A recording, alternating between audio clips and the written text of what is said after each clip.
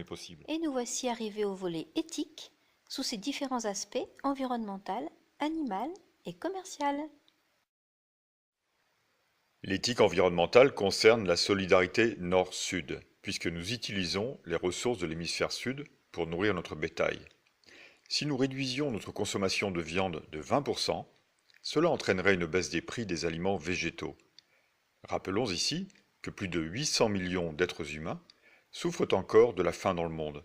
Enfin, protéger la planète, c'est aussi préserver les conditions d'une vie acceptable pour les générations futures. De plus en plus de personnes se sentent concernées par l'éthique animale. La plupart des élevages industriels maltraitent les animaux, notamment par des conditions de vie carcérales et des mutilations. Ensuite vient l'abattage. En France, la loi interdit l'abattage sans étourdissement. Il se trouve que les abattages rituels, c'est-à-dire halal et kasher, bénéficient d'une dérogation très largement utilisée pour des raisons notamment de productivité des chaînes d'abattage.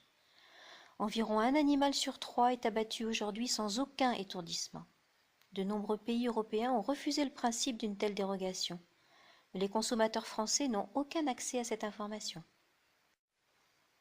À l'échelle de la planète, nous abattons plus de 60 milliards d'animaux terrestres chaque année et plus de 1000 milliards si l'on inclut les animaux aquatiques, soit 30 000 animaux chaque seconde.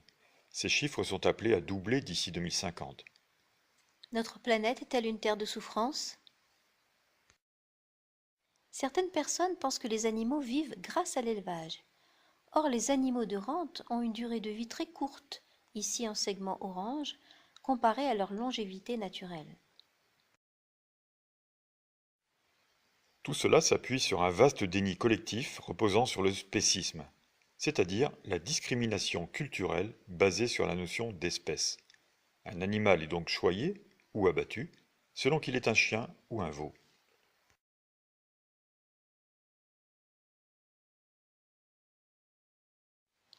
Isaac Singer, prix Nobel de littérature, a préfacé l'ouvrage Un éternel Treblinka, faisant un parallèle entre les tueries de masse, tant des humains que des animaux. À droite, sur cette image, figure une revue de droit animalier, sujet actuellement en plein développement. Terminons par un oxymore, l'éthique commerciale. Le modèle carniste industriel n'existe que depuis le XXe siècle, largement soutenu par des lobbies extrêmement puissants, qui s'invitent même dans les écoles, et une publicité omniprésente. Le but des industriels, tout à fait assumé, est de dissimuler le lien entre leurs produits et les animaux dont ils proviennent. Et alors, c'est quoi ces salades?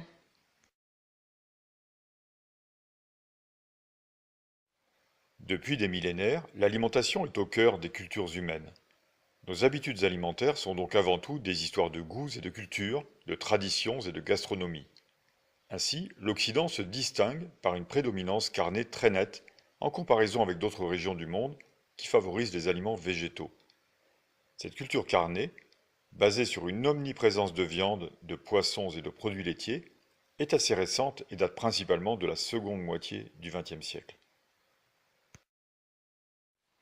Selon l'Organisation des Nations Unies pour l'alimentation et l'agriculture, la FAO, les 3/4 de la nourriture mondiale proviennent de seulement 12 plantes et 5 espèces animales. Il est peut-être temps d'en redécouvrir d'autres.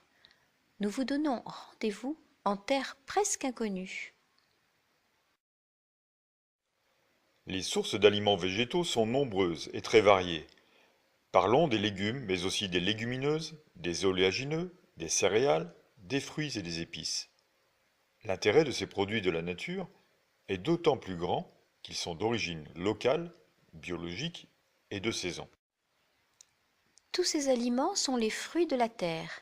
Leurs couleurs vives sont synonymes d'antioxydants, de saveurs, de plaisir gustatif, de vitamines. À chaque couleur correspond une source de bienfait, du blanc au violet, en passant par le vert, l'orange ou le rouge. Contrairement à de fréquents préjugés, les végétaux sont riches en protéines, en calcium et en fer. Si 100 g de viande rouge apportent environ 25 g de protéines, des taux équivalents voire supérieurs se trouvent dans de nombreuses légumineuses ou céréales. Il en est de même pour le fer, à droite sur cette image. Autrement dit, si la publicité met tout en œuvre pour nous inciter à penser que la viande est la seule à nous procurer des protéines et de la force, ou encore que les laitages sont les seuls produits à nous apporter du calcium, ces idées sont trompeuses et simplement fausses. Ces quelques champions pourraient nous en dire beaucoup sur les bénéfices d'une alimentation sans produits carnés.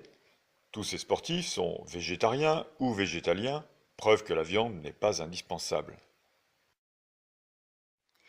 Manger moins de viande, de poisson et de produits laitiers est donc tout à fait possible. Sans même aller jusqu'à un régime végétarien ou végétalien, une journée par semaine sans protéines animales ne peut absolument pas être à l'origine d'une carence quelconque. En revanche, cette démarche ne peut qu'avoir des effets bénéfiques pour la santé et la planète. Mais éloigner les aliments d'origine animale ne signifie pas pour autant supprimer simplement la viande ou le poisson de nos plats habituels. Cette nouvelle façon de considérer notre alimentation doit s'accompagner d'une réflexion renouvelée et de nouvelles recettes, combinant les ingrédients avec un peu d'imagination pour notre plus grand plaisir. Une occasion finalement de nous surprendre. Et le bio alors? Depuis quelques années, les consommateurs se tournent de plus en plus vers les produits biologiques. En 10 ans, les surfaces agricoles bio ont doublé en France, se situant aux alentours de 5% de la surface agricole utile. Et le marché a connu une augmentation de 20% entre 2015 et 2016, poursuivant cette dynamique depuis. Le reproche lui en est souvent fait, le bio est cher et donc réservé aux classes aisées de la population. Si les prix à l'achat sont effectivement supérieurs, le retour vers des produits végétaux de base, locaux et de saison, permet de s'éloigner de la grande distribution, des tentations et des achats compulsifs sur lesquels misent les industriels. Moins de produits transformés, c'est aussi moins de gaspillage. Enfin, la part du budget des ménages consacrée à l'alimentation est en diminution depuis des décennies. Opter pour une alimentation plus saine et durable permet de rééquilibrer nos dépenses pour une vie plus naturelle. Où peut-on s'approvisionner? De plus en plus de coopératives et associations proposent leurs produits bio et locaux, comme par exemple le réseau des AMAP, Association pour le maintien d'une agriculture paysanne. Ce concept, né au Japon dans les années 60 avec les TIKI, a essaimé et il en existe plus de 2000 en France. Il reste que chacun peut choisir ses produits bio entre les grandes surfaces qui investissent ce marché d'avenir et les producteurs en circuit court avec le moins de distributeurs possible. Si nous voulons un changement de société vers un modèle plus durable et résilient, acceptons de changer nos habitudes. Alors faisons-le ce petit pas. La mise en œuvre d'un projet comme Jeux d'hiver peut être facilitée par le partage des expériences et des bonnes pratiques de nombreuses villes et métropoles et nécessite de convaincre nos élus ainsi que le maximum d'acteurs publics et privés. Elle requiert aussi d'identifier et de s'adosser à des réseaux de fournisseurs locaux ou régionaux. Il faut enfin de la pédagogie, c'est-à-dire informer, sensibiliser et éduquer, sans oublier de former les professionnels impliqués. Pour les particuliers, commençons par prendre conscience de notre part de responsabilité. Je m'en fous, je m'en fous, je m'en fous. Laisse-moi va faire un tour. Pourquoi tu me tournes? Choisissons pour ne pas subir. L'idée centrale est de revenir à la simplicité, en s'inspirant notamment de la culture alimentaire méditerranéenne qui a prouvé ses bienfaits. Pour cela, faisons nos courses autrement. Exprimons nos attentes auprès des responsables de cantine. Soyons patients, car cette transition est une expérience progressive. Il est d'ailleurs plus facile de la partager en famille ou entre amis. Bref, l'important c'est d'essayer. Pour nous accompagner dans ce parcours, les supports sont innombrables. Associations et ONG, souvent à proximité de chez soi. Les réseaux de producteurs-distributeurs ne sont jamais très loin. Renseignez-vous.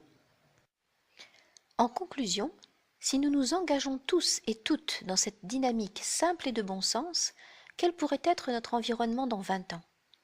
Des villes plus vertes et une autonomie alimentaire retrouvée, le retour de la biodiversité, le développement de nouveaux emplois dans la permaculture et l'économie locale, un cadre de vie plus solidaire et respectueux des valeurs humanistes. Partageons du rêve, R-E-V, de la résistance créative, une expérimentation anticipatrice et une vision transformatrice. Vous pourrez trouver de très nombreuses informations sur le site www.jeudivers.com avec des documents téléchargeables, des vidéos à visionner et une myriade de données et de conseils. Merci de votre attention.